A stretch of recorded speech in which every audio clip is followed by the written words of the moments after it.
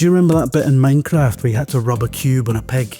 Well, I do, but only because I recently experienced the Minecraft experience in London's Canada Water with my friend Matthew. Jim, what's your familiarity with the Minecraft IT? My kids play it constantly and they constantly want me to socialize with them in it, whereas I would rather just socialize with them normally. So it represents a deep rift in my family, I think, actually.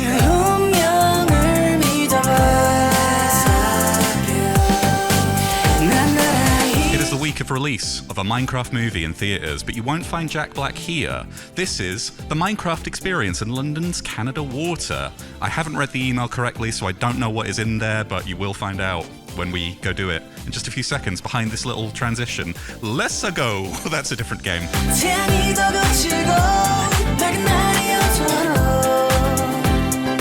I've done a few of these interactive experience things before. You might remember my review of Bridge Command from last year, in which I came away pleasantly surprised by just how much that combination of custom tech and live theatre made for an involving and quite authentic Star Trek experience, despite not being a licensed Star Trek product.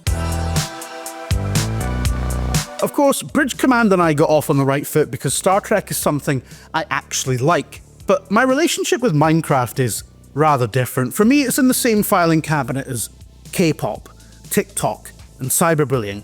I get the appeal, but I'm not really into it, you know? But I have to feign a lot of enthusiasm for it because my teenage children love it. Not cyberbullying, to be clear, that's a joke. I know you have to flag sarcasm these days because, God forbid, people follow context clues. Context clues like the thing being said being patently ridiculous when taken at face value. We used to be a real country. You can't say anything anymore without that lot getting on at you. What I'm doing here, right, is a bit to get across to you, treasured viewer, that I'm an old in a way that is self-deprecating, so you know that I know that you know I'm not exactly the target audience for the Minecraft experience or the Minecraft movie that it coincides with. Despite the fact that it is also geriatric in pop culture terms, Minecraft is a youth phenomenon. Do you know what isn't a youth phenomenon?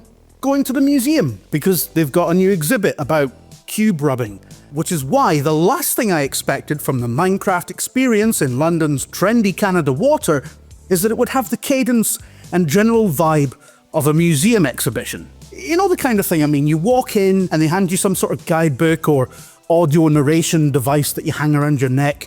These days they'll probably get you to download an app. In this case, you're handed a glowing cube with an NFC tag in it, and that becomes your interface, how you interact with this physical representation of Minecraft that they've concocted. Having been signed in, you're funneled through, and they've dimmed the lights, so the fact that you're walking through a corridor made of black stage curtain looks a bit more dramatic than it actually is. And then you have to stand and watch an introductory video which tells you how the exhibits work, or in this case, what you need to do in the next room in order to progress through the story and rescue the villagers. And mostly what it entails is rubbing your cube on things or waving it impotently in front of a screen, collecting resources from one spot in the room and depositing them in another in a sort of vague facsimile of the mining and crafting that you do in Minecraft, which is not to be confused with Minecraft, which is what happens in Dundee when someone makes a pie. It's all obviously based on things you do in the game. The Minecraft experience, capital E, is a somewhat faithful interpretation of the Minecraft experience, small e, and you can't fault the people behind it for their craft, how they've marshalled a wide set of tech and design skills into adapting a video game into an IRL thing. But of all the popular video games that have broken out of the confines of its original medium and into wider mainstream culture, Minecraft is possibly the most video gamey. This collaborative voxel space that has no narrative beyond the experiential, that is a framework for expression with a basic rule set that dictates how elements mix together, how resources are gathered and combined, and defines fundamental things like how big a standard cube is. And within that framework, the human mind is let loose on the best kind of canvas. Not a blank one, but one that makes you think about how to achieve your goals within its rules, to work around the restrictions that are there as a result of the system. And yes, that's the same appeal as Lego, which is often cited as a precursor to Minecraft, but Minecraft leverages its electronic nature to add in elemental effects, magic, sophisticated world simulation. To a child, Minecraft is the ultimate playground, and one to which I can personally attest they never ever want to leave, even when their dinner's ready. And here's the problem. The Minecraft experience doesn't have anything to do with that. There's nothing open-ended about it. You basically do as you're told in a succession of Minecraft-themed rooms and are then deposited in a gift shop, which does nothing to allay the feeling that this is more or less a museum exhibit about a 2010s youth phenomenon, except obviously completely free from the expectation of having to tell you anything interesting about it. In Banksy's documentary film Exit Through the Gift Shop, he posits that not all creative art is good or worthwhile. It's just a bunch of Minecraft stuff, placed in a context that it doesn't really work in. And in that sense, the Minecraft experience is less like actual Minecraft and more like all the Minecraft adjacent things that have happened over the years to varying degrees of success. Things that take Minecraft's aesthetic and some of its surface level ideas, you know, things that your granny knows about it, and applies them elsewhere. The spin-off games like Story Mode, Dungeons, and Legends, and none of them are strictly bad ideas. At least one of them is fairly popular. It's not Legends, which was a bit forgettable. You know that daft heavy metal game with Jack Black in it, and you think it's going to be like a sort of Fable-style hack and slash, but with Ozzy Osbourne and Motorhead and all those guys, but then it sort of flips into this real-time strategy thing and you just totally lose interest. It's kind of like that.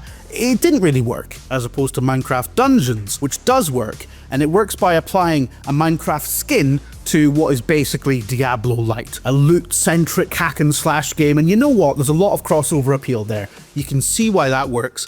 I get it. Minecraft Story Mode was essentially a Saturday morning cartoon, and now we've got the Minecraft movie, which is more or less the Jack Black Jumanji sequels, but in Minecraft. And also starring Jack Black, just to make that comparison a bit more on the nose. And it's on track to become one of the most successful video game-based movies of all time, up there with the Mario movie, also starring Jack Black. I need to stop saying Jack Black, it's giving me a tension headache. Now, the thing that all those Minecraft spin-offs, adaptations, Happy Meals, pencil cases, whatever you want, have in common is that Minecraft itself is incidental. For example, the most striking thing about Minecraft, its boxy look, is just applied to these things because that's what Minecraft looks like. But it's not fundamental to any of these things. Telltale games work with more or less any art style.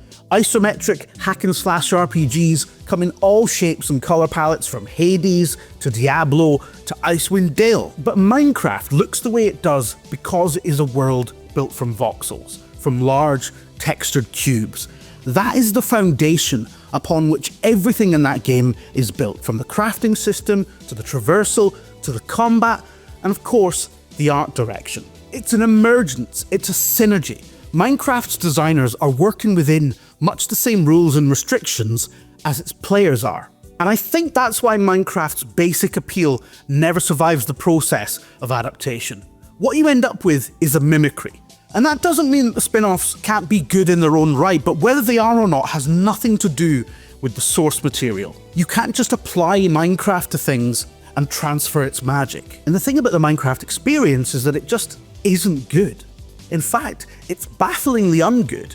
You might even call it rubbish. There's no creativity involved. Having uncoupled the aesthetic from the gameplay that it emerges from, the Minecraft experience just sort of goes, remember this? Remember golems, like from the game? Remember obsidian gates? We've got one of them. We've got Minecraft in some rooms. Come and see our rooms that have got Minecraft in. Crafting. There's a real-life crafting table, except it isn't, because it's obviously just an interface for the pared-down version of the game that's running on massive projector screens all around you. You don't even decide what to craft, you just go through the motions. It mimics the base actions of the crafting system in the game, but it doesn't actually result in anything except making a number go up enough so you can advance to the next room. And to be honest, I'm not entirely convinced that anything you do in those rooms matters. It's all timed to work within a very tight time slot. The targets seem quite arbitrary, and I'm pretty sure you'll probably hit them no matter what you do, and you move on when the group in front of you has moved on. And that's the entire thing. It's 45 minutes of that, repeated 4 or 5 times, and until you're deposited in a room you can buy a mug in. But you are that mug. The Minecraft experience, with the best will in the world, simply doesn't work because it bears no resemblance to the Minecraft experience. And honestly, I think you'd have a more authentic, real-life Minecraft experience if you went to a glass-blowing workshop or a lumberyard or something. Or just take your Nintendo Switch up a hill.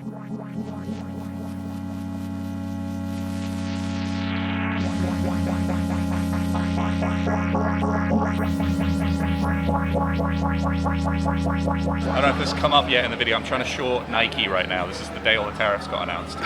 You know, the most memorable experience we experienced at the Minecraft experience was nothing to do with the Minecraft experience. We didn't go on the press day because all the Switch 2 stuff was happening, right? So we went a day after when there was like a champagne reception happening.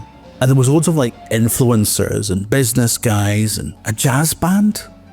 I'm not even entirely sure what they were playing. It didn't sound like anything to do with Minecraft music. And it was in some odd venue that had a hydroponic salad bar. Like, if you were growing anything in that manner in any other place in East London, the police would probably raid you. They were handing us nibbles and sparkling wine and gin and tonic. And I said to Matt, I said, are you not feeling a bit uneasy about the fact that the world is burning and we're at a champagne reception for some Minecraft rubbish? Do you not think this is last days of Rome stuff? And he said, do you mean the end of the Republic or the fall of the Western Empire? And I was like, no, I mean like the fall of the West. I mean all of it. Like, the Goths are having an uprising, the vassal states are all breaking away, we're pulling all the troops out of Britain, and we're sitting about eating figs. It's apocalyptic. And he was like, yeah, I suppose, what's your point? And I was like, I don't know. Maybe like and subscribe for more reviews, previews and that. Video games.